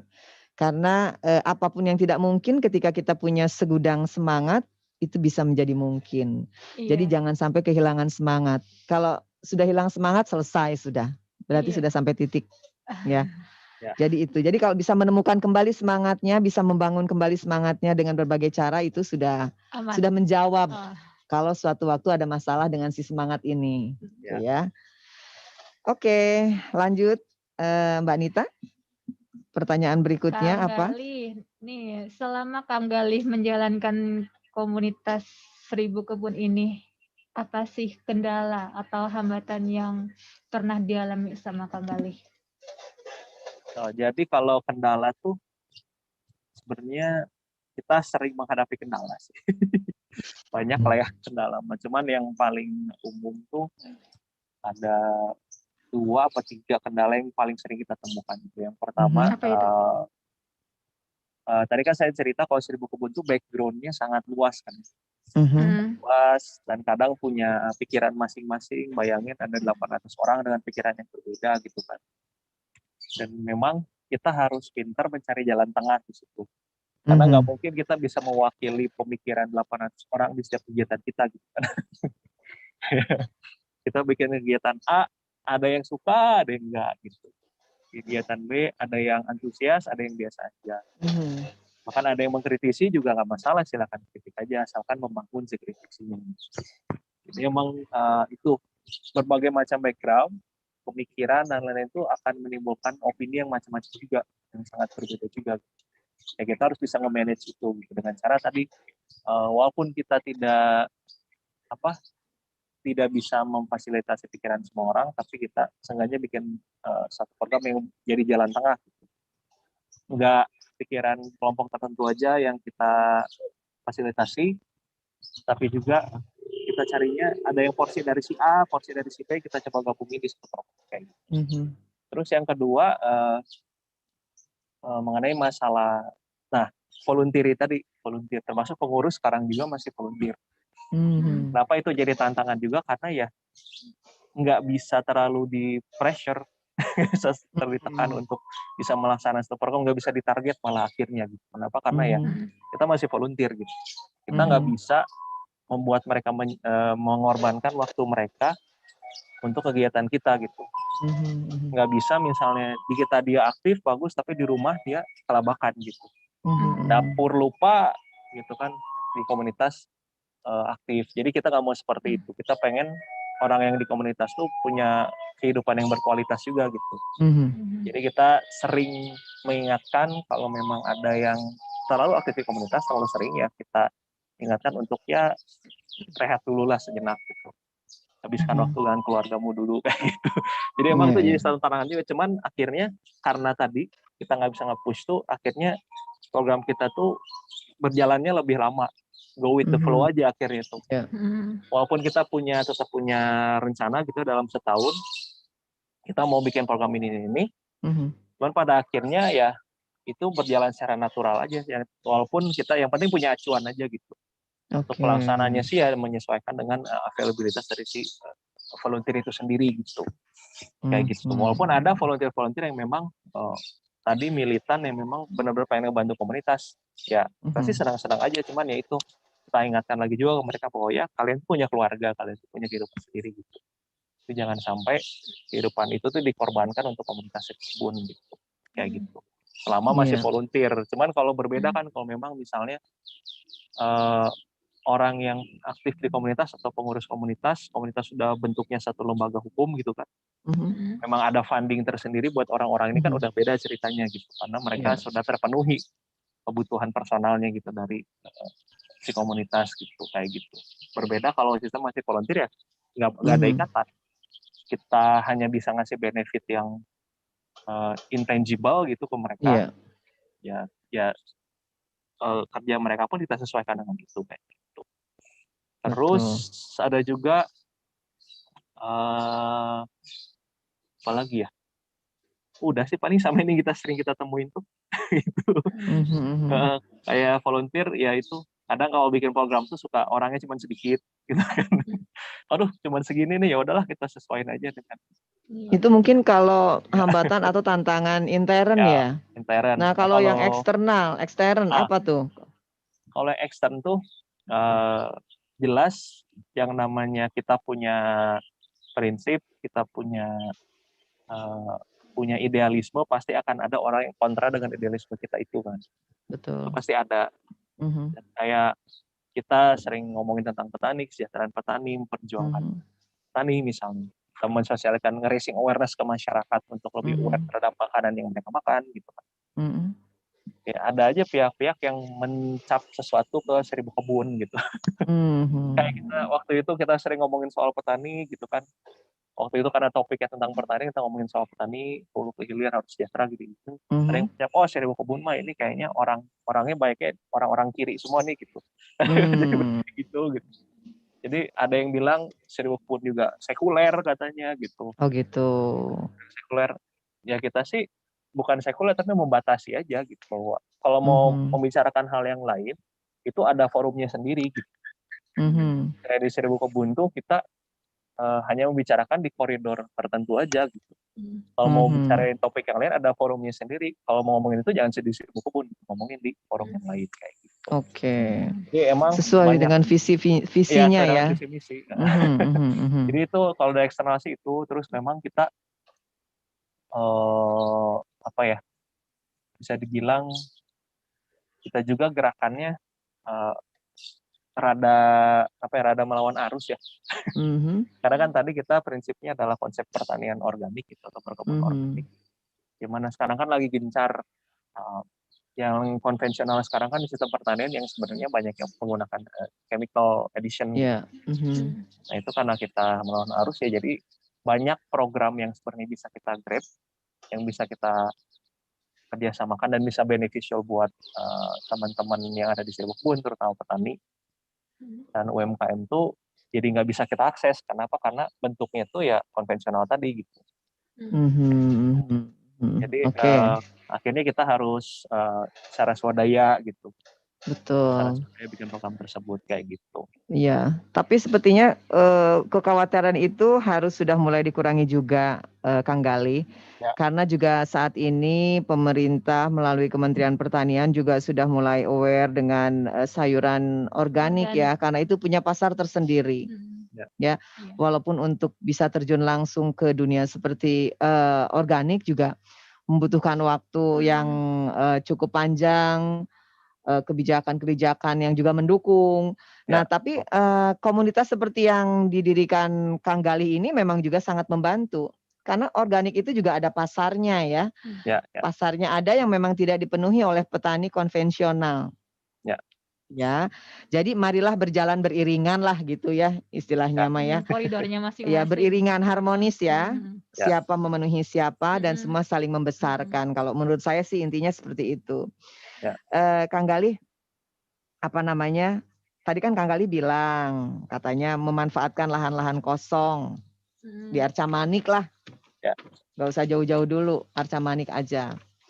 Nah, ketika Kang Gali ingin memanfaatkan lahan kosong, ini flashback aja. Kami juga mendatangkan beberapa petani milenial dari ibu kota yang juga mereka bisa memanfaatkan lahan kosong yang ada di ibu kota untuk bertani secara hidroponik dan sebagainya. Mereka ya sama kayak Kang Gali, petani urban ya. Nah, kalau Kang Gali ketika akan menggunakan lahan-lahan kosong itu, ini bagaimana nih? Kan tidak serta-merta bisa langsung digunakan. Ya, jadi memang kita tuh biasanya suka nyari masalah dulu sih. Oh gitu? Maksudnya nyari masalah tuh gini. Sebentar nih. Gimana nih maksudnya nih? Maksudnya nyari masalah tuh gini. Jadi kenapa kita bisa mendapatkan akses dari situ, akses di lahan tersebut untuk kita olah jadi kebun, itu karena memang si lahan tersebut tuh jadi problem juga untuk RT RW sekitar gitu, masyarakat sekitar juga. Yang pertama tuh si lahan tersebut kan hanya lahan marginal gitu ya. Dan itu biasanya ditumbuhi rumput, ilalang dan lain-lain. Akhirnya RT RW setempat tuh pasti harus mengeluarkan biaya gitu untuk memelihara si lahan tersebut gitu. Mereka harus motongin rumputnya terus-menerus gitu kan. Warijin tidak menghasilkan apa-apa buat mereka juga gitu kan. Itu nggak dijadiin taman juga sepertinya gitu. Hanya lahan terbengkalai gitu aja, gitu. Nggak dipakai. Tapi ya harus diurus. Nah, terus kita juga lihat di daerah sini tuh, terutama di kecamatan Cemanik Kelurahan Sukamiskin tuh ada masalah terhadap akses pangan juga teh. Akses pangan, terutama untuk akses pangan sehat atau pangan sehat dan organik. Karena selama ini kan kalau kita lihat dari segi harga, makanan organik atau makanan sehat itu kan harganya lebih mahal. Tinggi lah, harganya lebih tinggi. Nah kalau kita sih bilangnya bukan lebih mahal, tapi lebih fair. Kenapa? Karena ya itu memang harga yang didapatkan dari hasil hitungan tadi. Gajinya berapa nih, keluarlah harus gitu dari petaninya. Akhirnya yang bisa mengakses makanan tersebut tuh hanya masyarakat di golongan ekonomi tertentu gitu, menengah ke atas dibilang. Sempat dulu ada yang bertanya, kan kalau gitu yang sehat hanya menengah ke atas saja dong. Gimana dengan golongan masyarakat ekonomi lemah gitu ya, menengah ke bawah gitu, yang mereka nggak bisa yang tidak bisa mengakses pangan organik itu secara ekonomi gitu, susah. Kita sih bilangnya kalau mereka nggak bisa beli ya jangan beli. Para ekonomi lemah ini jangan disuruh untuk jadi konsumen, tapi harus jadi produsen. Artinya mereka kalau nggak bisa beli ya nanam sendiri aja, dan memanfaatkan lahan yang apa yang mereka punya. Gitu. Nanti yang bisa beli ya silakan beli. Artinya biasanya gini, berdasarkan pengalaman kami, orang yang bisa beli makanan organik itu biasanya nggak ada waktu buat bertanam. Nggak ada waktu buat bertanam. Karena mereka punya pekerjaan tetap gitu kan, yang sibuk, misalnya 10 to 5, ada yang swasta, ada yang jadi pegawai negeri gitu kan. Biasanya mereka ya jam kerja gitu. Jadi untuk meluangkan waktu untuk berkebun organik yang tujuannya untuk memenuhi pangan tuh nggak ada waktu, dan mereka masih punya uang yang bisa digunakan untuk membeli, dan itu nggak salah juga sebenarnya. Tapi masyarakat ekonomi lemah ini yang kita temukan di Sukamiskin, di Aceh itu mereka yang pertama nggak punya pekerjaan tetap, artinya mereka punya banyak waktu di rumah sebenarnya. Dan lahan di Aceh itu banyak banget. Dan secara tenaga pun mereka masih usia produktif. Banyak anak-anak muda usia produktif di Sukamiskin ini, di Aceh ini. Nah, kita ngelihat potensi itu, ada lahan kosong, ada pemuda yang produktif, usia produktif gitu kan. Dan juga ada marketnya nih, ada orang yang mau beli produk organik tersebut gitu. Nah, akhirnya kita ngolah itu semua. Kenapa nggak kita manfaatin lahan-lahan kosong itu, dan si pemuda ini tuh bisa dapat lapangan pekerjaan juga dari situ. Betul. Yang tadinya nggak punya pekerjaan tetap, akhirnya mereka bisa berprofesi sebagai petani kebutuhan yang bisa menghasilkan dan bisa menghidupi mereka juga secara ekonomi.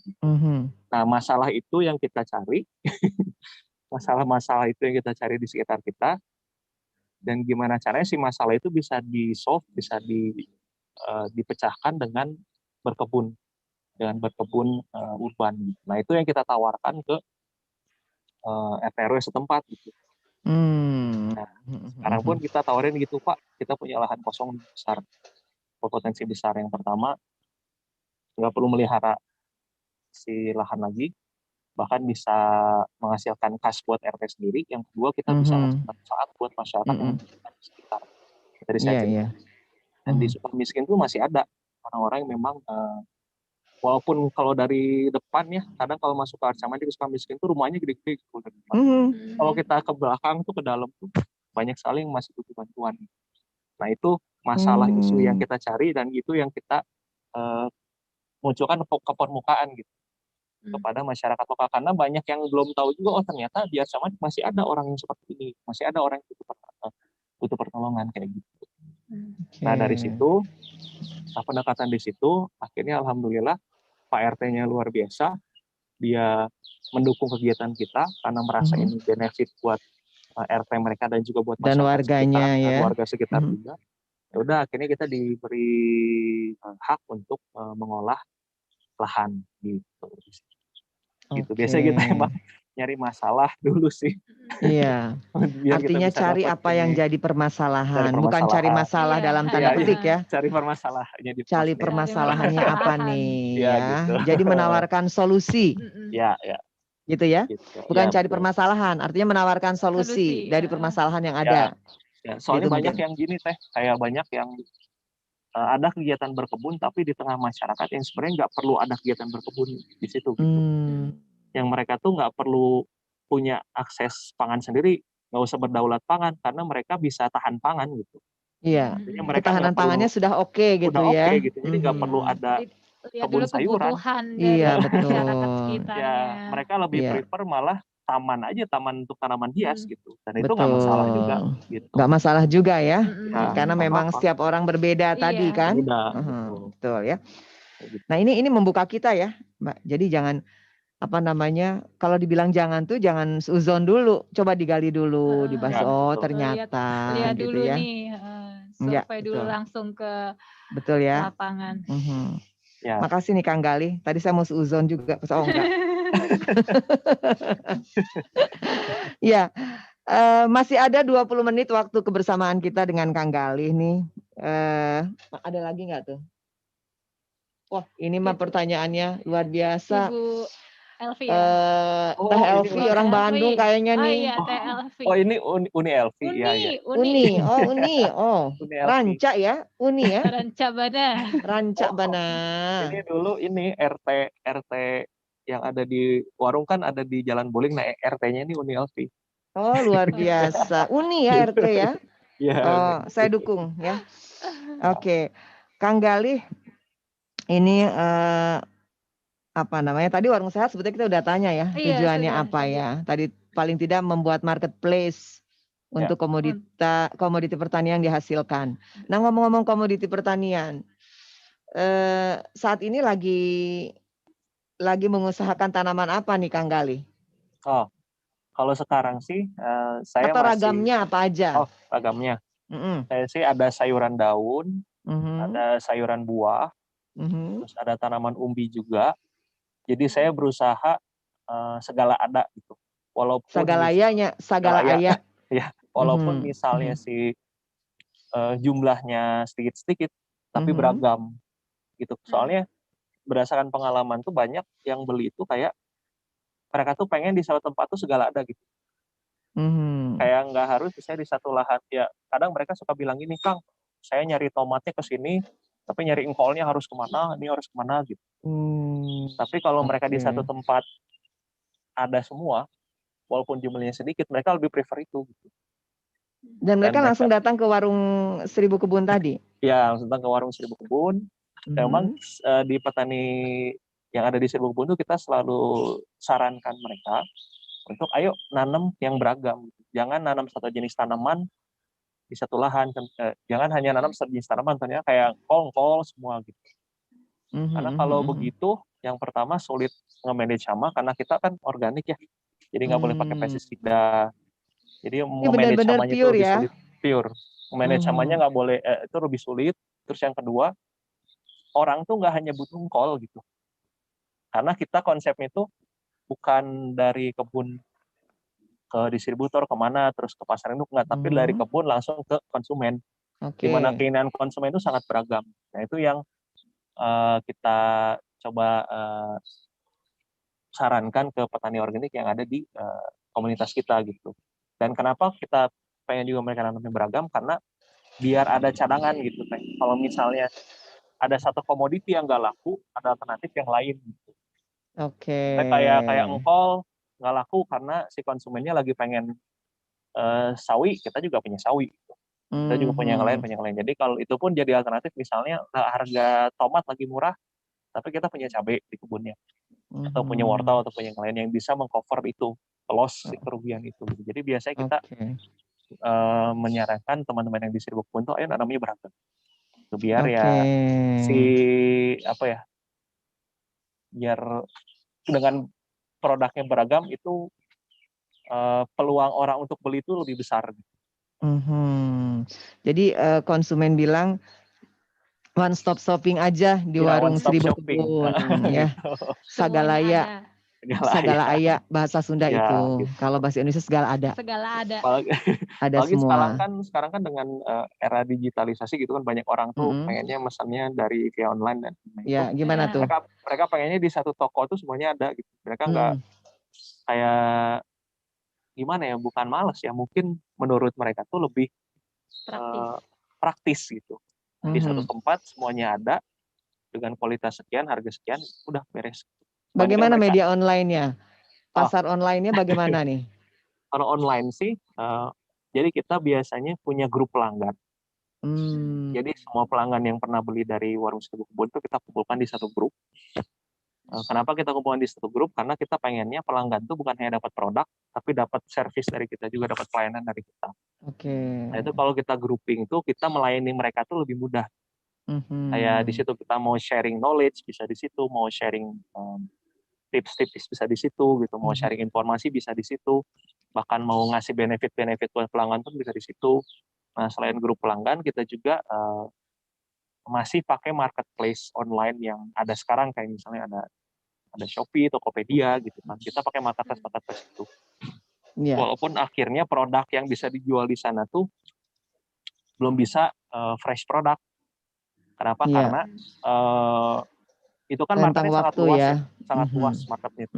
Jadi bisa aja yang beli itu dari pulau lain juga bisa. Soalnya pernah ada dia dari Padang mau beli sayuran organik dari kita, jauh banget. Dan kita mau kirim via Shopee pun keburu layu di jalan gitu sayurannya. Gitu. Jadi ya kita mikir yang bisa dijual pun akhirnya komoditi tertentu aja. Gitu. Iya. Betul. Jadi pelanggan terjauh melihat produk kita, produk yang mudah layu dan sebagainya, katakanlah begitu, kemana Kang Galih? Nah, biasanya sih kita bantu mereka untuk nyari di sekitar mereka. Kayak misalnya, Kang, saya misalnya di Mataram waktu itu ada yang mau pesen, aduh di Mataram mau pesen sayur. Ya udah akhirnya kita coba cari networking kita nih yang terdekat dari Mataram tuh di mana sih udah punya kebun organik. Punya usaha yang sama. Nah kita kasih tahu dan mereka bisa langsung berhubungan di situ gitu. Ya, artinya memang perlu menjalin kemitraan dengan sesama petani organik. Ya Kang Galih ya. Sisi warung sendiri itu bukan hanya menjual, bukan hanya profit oriented gitu ya. Profit kita perlu biar warungnya bisa tetap jalan gitu. Juga kita pengen tempat-tempat yang lain pun tadi terinspirasi dari gerakan kita dan bikin gerakan yang sama gitu. Betul. Dan kita nggak sistemnya nggak franchise gitu sih. Enggak kita bikin cabang di mana-mana, misalnya kayak franchise supermarket atau apa, enggak, tapi kita lebih ke oke, mau niru konsep warung Seribu pun sok bikin gerakan sendiri. Di sana ada petani lokalnya siapa aja, ada UMKM lokalnya siapa aja. Kalau perlu kita bantu teknisnya dan lain-lain ya kita bantuin. Nah itu brandnya bisa brand mereka sendiri kerja gerakan mereka sendiri gitu, nggak harus warung Seribu pun. Oke, berarti niatnya, semangatnya, kepeduliannya bisa marak di mana-mana ya, menyasar semua wilayah seperti itu. Teh Vira, di sepertinya respon positifnya banyak sekali nih Teh Vira. Iya nih. Ada beberapa. Ini saya curiga nih, jangan-jangan nih penggemarnya Kang Galih nih. Iya nih katanya. Ada dari Desi Veranika. Yang di Bandung sangat dimanjakan oleh warung Seribu, ditambah ada satu harga biaya pengiriman. Tuh masukkan tuh ya untuk Kang Galih. Juga ada dari Bu Maria tuh ya, Mbak Maria Maidiawati. Apa nih katanya? Saya senang menyimpan segala biji, lalu kalau disebar di depan rumah banyak yang tumbuh. Nih ada beberapa pohon mangga, tapi nggak ada lahannya. Sudah ada beberapa yang saya kasih ke teman. Ini masih ada, jika ada yang mau silahkan. Oh iya. Jadi menawarkan bibit mangga ya. Iya. Nanti bisa langsung berkomunikasi dengan Kang Galih ya. Ya, Kang Galih, nih ada 3 pertanyaan terakhir nih Kang Galih. Ya. Aktivitas di komunitas Seribu Kebun, kemudian warung sehat, warung Seribu Sehat, apa? Warung sehat Seribu Kebun. Warung sehat. Iya. Dan buku. Oh ya. Gimana nih benang merahnya nih? Berarti Kang Galih juga menulis buku ya? Jadi sebenarnya tadi apa pertanyaannya di 3? Yang pertama itu programnya. Jadi awalnya tuh sebelum warung tuh komunitas duluan. Jadi dulu sebenarnya solusi yang di warung tuh kita pernah coba di komunitas duluan. Kayak tadi kan kita sempat analisis ternyata kayaknya nih perlu ada sistem di mana si petani itu bisa connect langsung ke konsumen gitu. Oke. Itu kita coba di komunitas Seribu Kebun waktu itu. Kita ada admin, 1 orang admin di situ. Petani langsung nawarin di situ. Nanti yang ngurus administrasinya masih admin itu gitu. Nah, itu pernah kita coba, cuman ternyata timbul masalah lain. Artinya yang pada waktu itu yang kita alami itu adalah petani yang ada di kebun tuh belum terbiasa untuk memenuhi standar konsumen di marketnya langsung gitu. Kayak misalnya konsumen pengen pakcoy itu seperapat isinya 5 gitu misalnya. Tapi petani itu kadang nanam di kebun tuh pakcoy itu seperapat cuma 3 atau bisa cuma 4 atau cuma 1 malah. Akhirnya pas nyampe itu dikomplain sama si customernya. Ini kegedean katanya si sayurnya ini kayak gitu-gitu. Nah ini kita berpikir kayaknya perlu ada satu lembaga lain yang menjembatani itu gitu. Ada satu lembaga lain yang tugasnya itu menjembatani gimana standar konsumen bisa sampai ke petani dan petani bisa menerapin itu. Itulah akhirnya kita bikin warung Seribu Kebun di situ. Gitu. Akibat dari belajar dari permasalahan yang kemarin kita coba konekin langsung.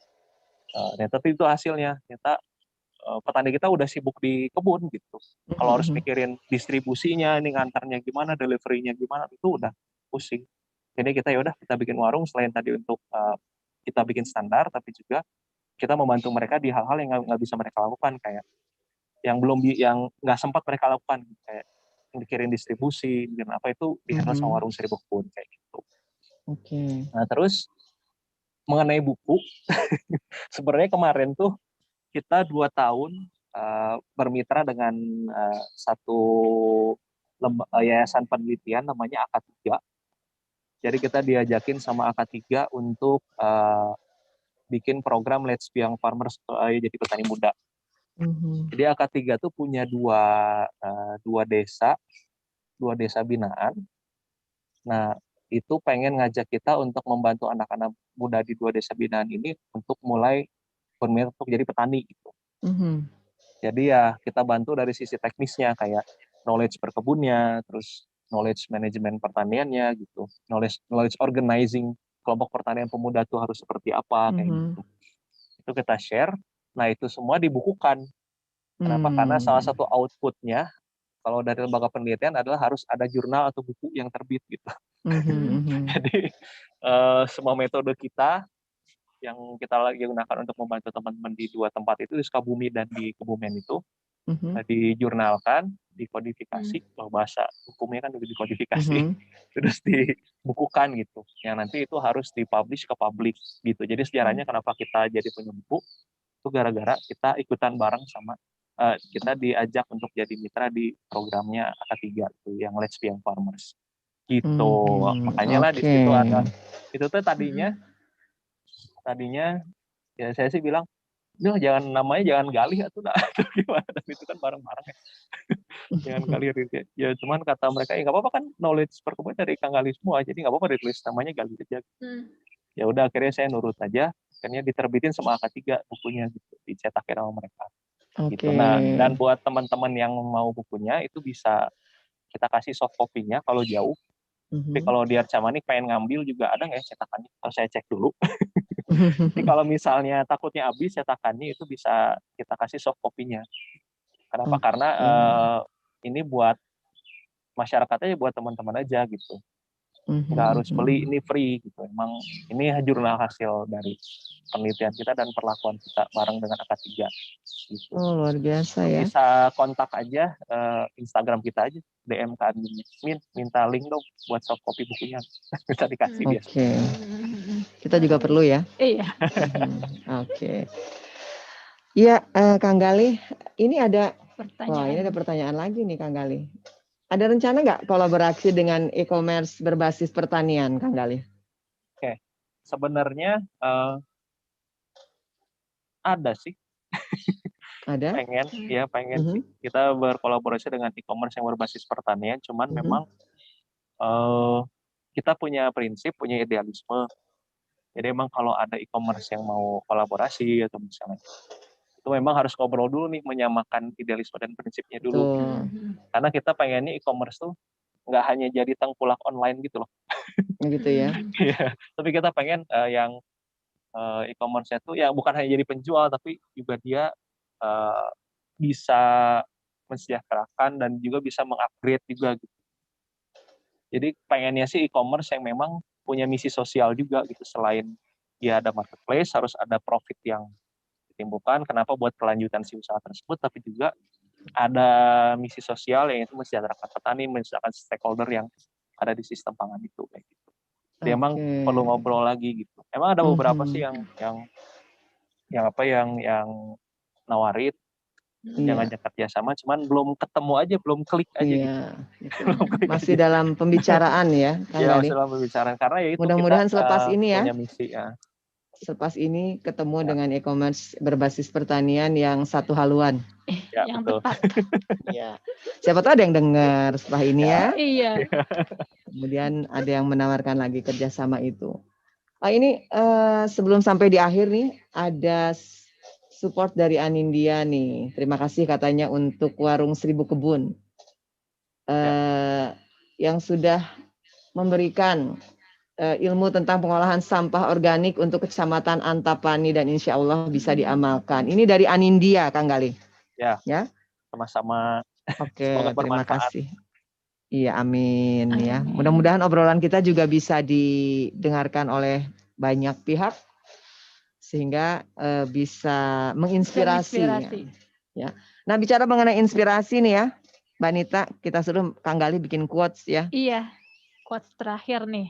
Quotes terakhir apa Kang Galih? Dari Kang Galih untuk bisa menginspirasi kaum milenial. Jadi sebenarnya ada satu quotes juga yang jadi kata-kata favorit saya dari seorang penulis, siapa namanya? Saya lupa namanya itu. Itu bahasa Inggrisnya, the greatest threat to our planet is the belief that someone else will save it for us. Artinya ancaman terbesar untuk planet kita itu adalah kepercayaan bahwa ada orang yang udah melakukan, yang ingin menyelamatkan planet kita gitu. Artinya kita membebankan tugas menyelamatkan planet kita tuh pada orang lain. Padahal kita tuh punya peran sendiri. Kita juga harus berperan di situ. Artinya sekecil apapun yang kita lakukan, kalau memang kita lakukan bersama-sama, itu bisa menghasilkan dampak yang besar. Misalnya kayak kita ingin mengurangi sampah, misalnya. Kita dengan hanya membawa sedotan plastik, sedotan besi gitu ya, sedotan sendiri atau sedotan bambu, itu tuh sebenarnya sudah mengurangi sedotan plastik berapa banyak. Satu tindakan nyata ya, tindakan nyata, tindakan kecil aja itu kalau kita lakukan bersama-sama itu bisa menghasilkan dampak yang luar biasa. Jadi buat teman-teman yang mau memulai misalnya, gimana kadang bingung, aduh saya pengen berperan nih, ingin menyelamatkan bumi, misalnya mengurangi sampah, ingin mengurangi global warming, dimulai dengan apa yang bisa kita lakukan aja gitu secara personal. Jangan melihat orang udah gimana, sekecil apapun yang bisa kita lakukan, kalau kita lakukan secara terus-menerus dan bersama-sama itu bisa menghasilkan dampak yang besar. Nanti kalau kita bisa melakukan lebih itu tergantung nanti sebesar apa, sudah selama apa dan sejauh mana kita bisa melakukan. Contohnya gini, nggak semua orang bisa fully ngurangin kantong plastik misalnya. Tapi dengan mereka ngurangin kayak cobalah untuk beli buah bawa kantong sendiri aja itu udah cukup. Karena mungkin toleransi mereka baru sampai situ, yang bisa mereka lakukan nggak masalah, itu harus dihargai. Tapi kalau kita lakukan bersama-sama, insya Allah bisa ngasih impact yang besar juga. Jadi jangan takut memulai sih buat teman-teman yang ingin berperan aktif dalam menyelamatkan bumi kayak gitu. Oke, Jangan ada takut lagi? memulai dan mulailah dari hal-hal yang Yang kecil dan Ya. dari sekarang. Ya, betul. Ya, oke. Baik Kang Gali, terima kasih loh sudah mau meluangkan waktunya ngopi-ngopi di Ngobrol Pintar Petani hari ini bersama saya dan Mbak Nita. Mudah-mudahan di kesempatan lain kita masih bisa ketemu dengan topik yang lebih menarik ya Kang Gali. Jangan lupa soft copy bukunya, nanti saya hubungi IG-nya. Siap. Kemudian juga Sobat Brokoli yang terhubung di Facebook, di Instagram, juga live streaming YouTube. Terima kasih ya untuk terus bergabung bersama kami. Tapi jangan lupa like, comment, and subscribe kanal RPC di YouTube. Ya Kang Gali? Ya. Sama semua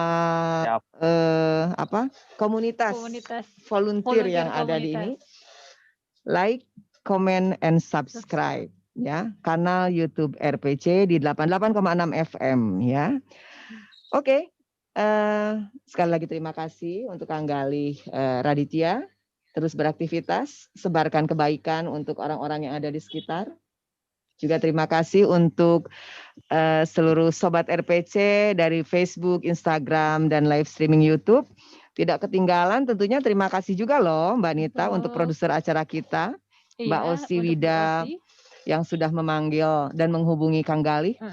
Juga produser siar kita Mas Yudi Ilyasa dan juga supervisor kita Mas Wari, terima kasih sudah memfasilitasi kami.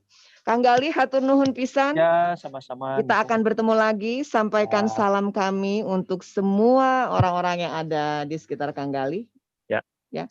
Mbak Nita mau titip salam apa? Titip salam, saya ingin jadi volunteernya nih Bu. Gitu ya. Sebenarnya IG-nya.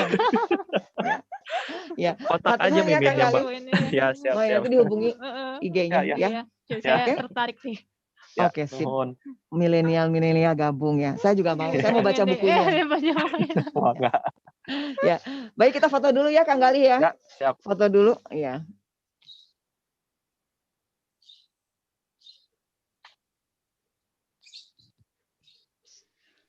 Sudahkah? 1, 2. Oke. Hatur nuhun Kang Gali. Ya, sama-sama. Ya, baik Sobat RPJ. Baik. Sampai ketemu. Tuntas sudah jumpa kita di Ngobrol Pintar Petani hari ini bersama saya Vira Adia dan Nita. Kita akan bertemu lagi di Ngopi Tani yang lainnya. Terima kasih untuk Sobat RPC, Facebook, Instagram, dan YouTube. Wassalamualaikum warahmatullahi wabarakatuh.